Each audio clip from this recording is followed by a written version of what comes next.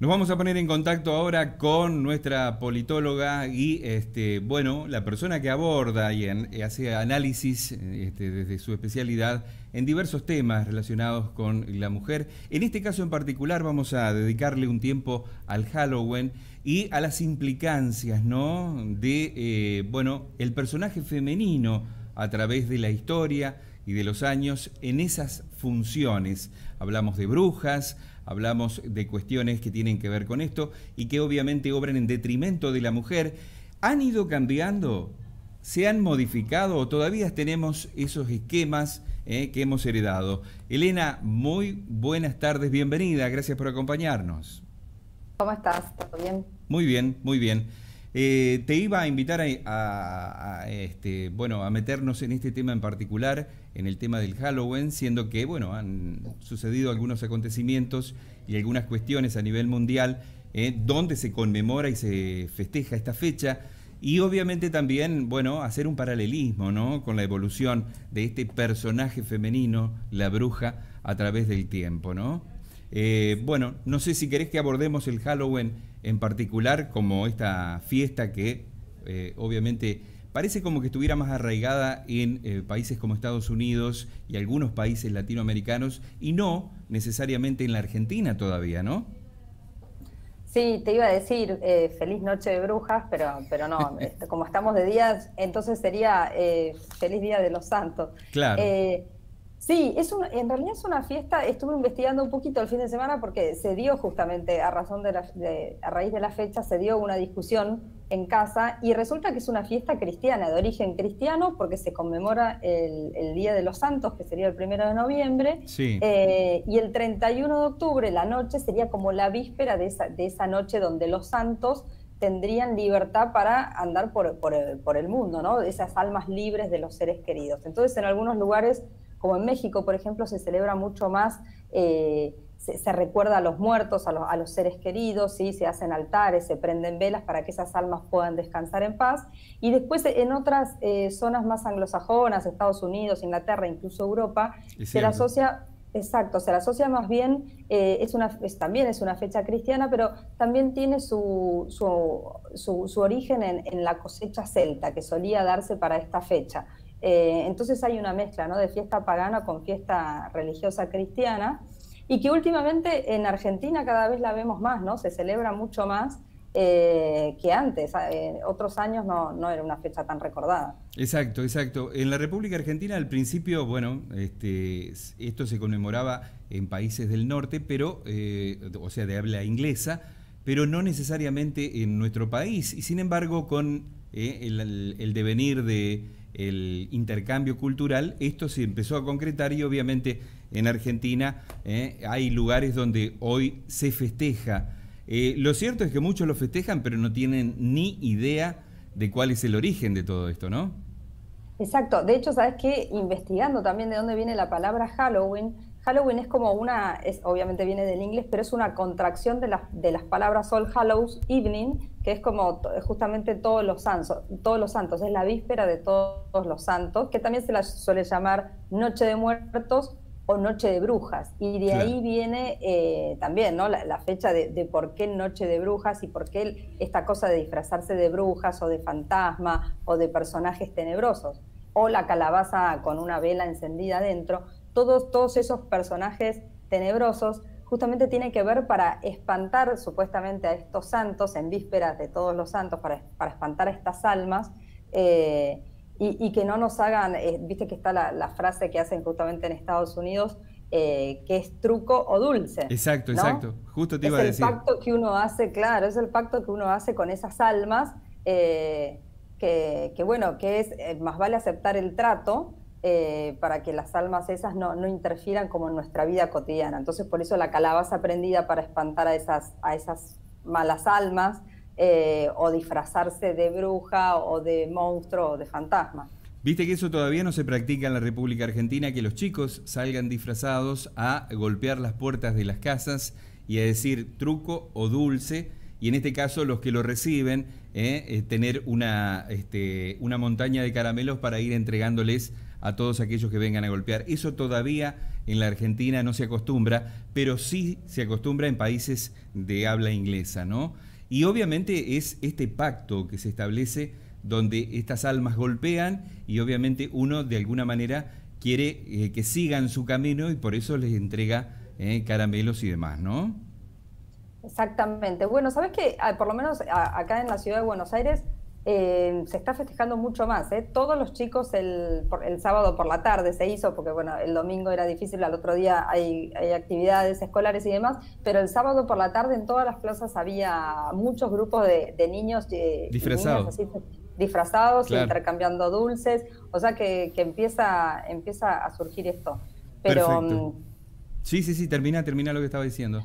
no, eso que sí, y esto te iba a decir, y muchas nenas disfrazadas de bruja, y ahí estaba justo leyendo nuestro graph de las brujas y la misoginia. Perfecto. Y nos vamos paralelamente a este tema, ¿no? ¿Cómo ha evolucionado esta imagen? ¿Cómo se ha estereotipado en el caso de las brujas a la mujer? Y obviamente la pregunta sería, ¿esto ha cambiado o está en proceso de cambio con el tiempo o todavía seguimos atados a ese tipo de estructuras tradicionales donde vemos que son mujeres quienes aquellas personas que pueden de alguna manera influir sobrenaturalmente sobre cuestiones relacionadas al diario vivir y realmente si esto es así y el por qué, ¿no? ¿Por qué siempre se las pinta como viejas, feas, horrorosas y no quizás como mujeres sensuales y bellísimas, por ejemplo, ¿no?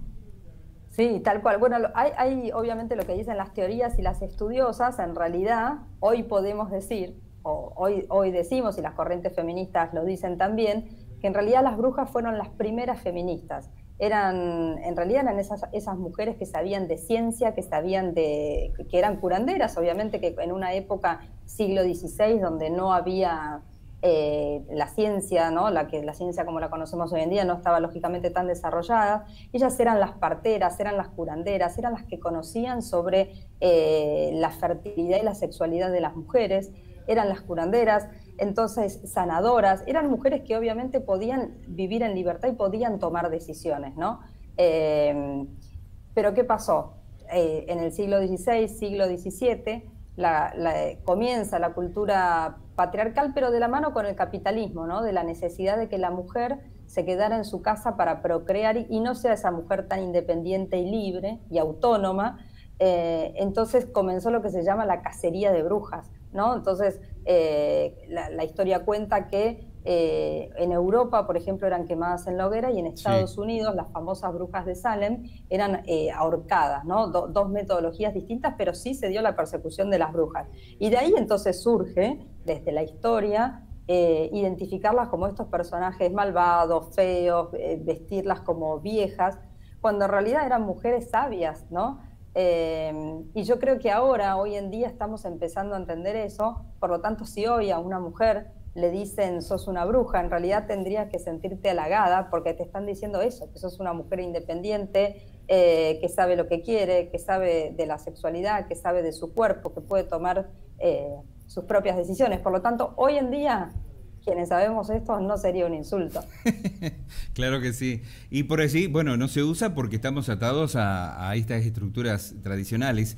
Analizaba mientras vos hablabas de la diferencia que existía en la época entre el conocimiento científico y el conocimiento de la cultura popular. Y estas mujeres heredaban de sus madres y de sus abuelas este conocimiento sobre el manejo de las hierbas, la preparación de ciertas cuestiones inherentes a beneficios para el cuerpo, y esto era, bueno, generaba, digamos, controversia con aquellos que de alguna manera querían que la mujer se aplacara y se mantuviera en un sitio, como vos lo mencionabas, sobre todo desde el punto de vista de algunos movimientos importantes, como fue en esos siglos el movimiento de la Iglesia, quien persiguió a muchas mujeres a través de la Santa Inquisición y quemó a muchas de ellas, ¿no? Exacto.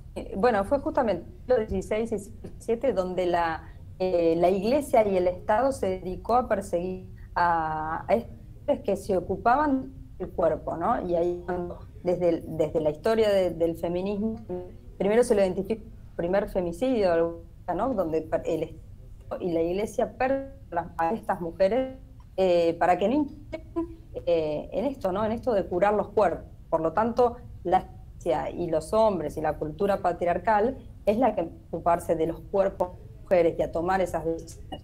Tiene que ver también, cuando uno ve la historia a distancia, ¿no? Tiene que ver con la necesidad que decía un rato de que el capitalismo necesitara a las mujeres procreando para tener más población. Veníamos de la época de la peste negra, donde, bueno, justamente se cambia, se está pasando en esa época de la historia del sistema económico y social feudal a lo que es el sistema, a lo que conocemos hoy como el sistema capitalista.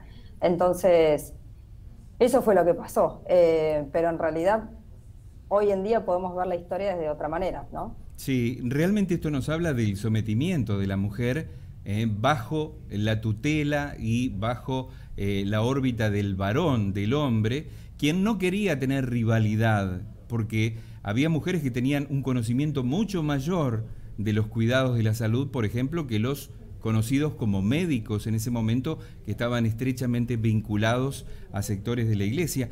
Y esto hace que, bueno, se hayan disparado las más diversas teorías y hechos que de alguna manera ubicaban a aquellas mujeres que sobresalían, las ubicaban y las tildaban de brujas, ¿no?